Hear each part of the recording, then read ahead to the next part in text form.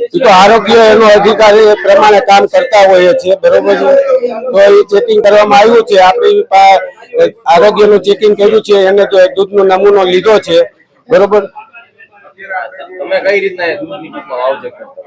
અમે તો દૂધ આવે એટલે એને પહેલા ચેક કરી, અમને એવું કઈ લાગે કે નબળું દૂધ છે તો અમે એને પાછું આપી દેતા હોય છીએ, બરોબર।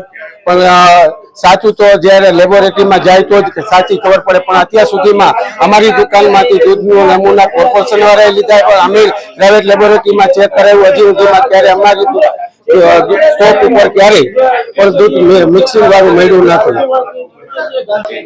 રાજકોટ કોર્પોરેશનના વિસ્તારમાં અત્યારે 30 થી વધુ ડેરીઓની અંદર અત્યારે ચેકિંગ હાથ ધરવામાં આવેલ છે અને તેમાંથી દૂધના નમૂના લેવામાં આવેલ છે।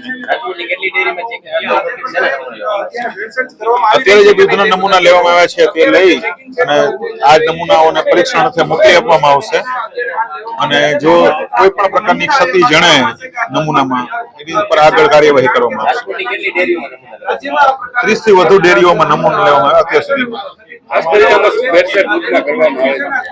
દૂધની અંદર મુખ્યત્વે મિલ્ક ફેટ એનું મેઇન કન્ટેન્ટ છે।